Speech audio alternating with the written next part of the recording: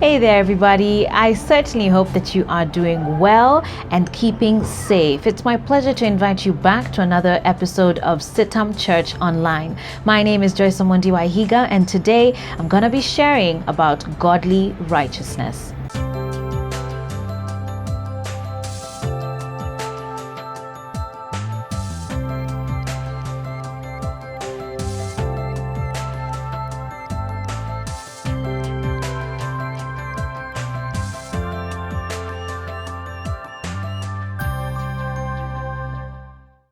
Psalm chapter 89 verse 14 speaks to us about how righteousness is one of the core foundations of God's throne. And then in the Sermon on the Mount in Matthew chapter 5, Jesus taught that those who hunger and thirst for righteousness would be blessed and filled. He then later on tells us that the kingdom of heaven belongs to those who are persecuted for righteousness' sake.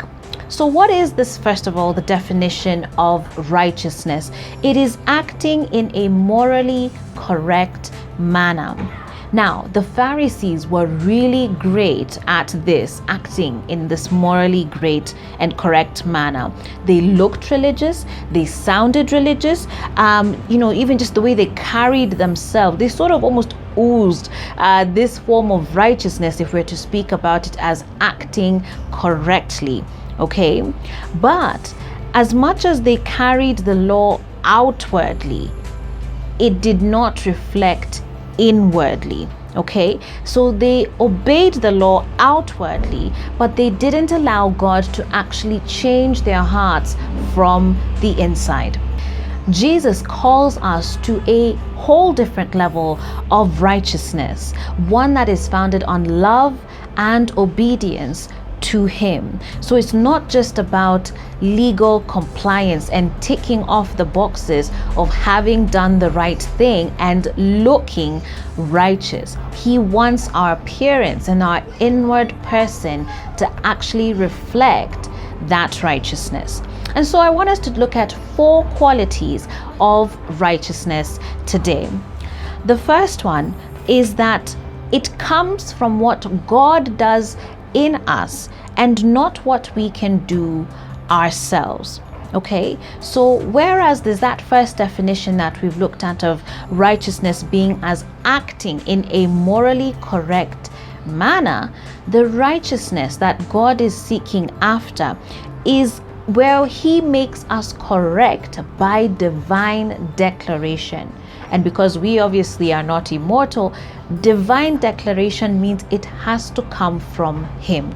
Okay, because remember, Romans chapter 3 verse 10 tells us that no one is righteous, not even one. So the first mark of godly righteousness is that it comes from Him, and it comes from Him making us righteous, that godly or divine declaration of us now being correct before Him.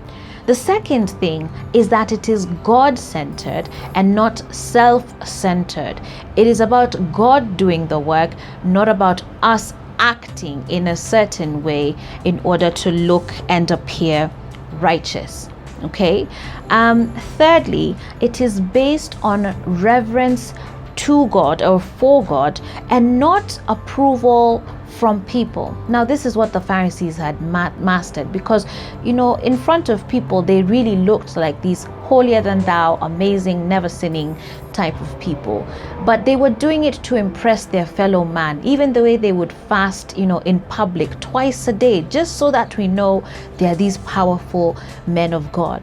But that's not what God desires of us. It is supposed to be out of reverence to Him, to really understand that God is looking at our hearts, and this is not a joke to Him. Righteousness and holiness, these and justice, these core foundations of His kingdom, that is not a joke to Him. The fourth principle, or the fourth characteristic of godly righteousness, is that it goes beyond keeping the law to actually living out the principles in the law. And again, the Pharisees were very good at saying one thing but then acting in a totally different manner. And so I think through these 4 principles, or these 4 characteristics of godliness, I hope that we're able to assess ourselves and see that a lot of the things we chase today are actually a form of godliness and righteousness, but really not that which is moving God's heart. God is concerned, and we should be concerned, not just about the actions that everybody sees, but also about the attitudes that are not seen by everybody else. I'd love to hear your thoughts on this message today. Please remember you can also subscribe to our YouTube channel at CITAM Church Online. And until next time, God bless you and have a wonderful week.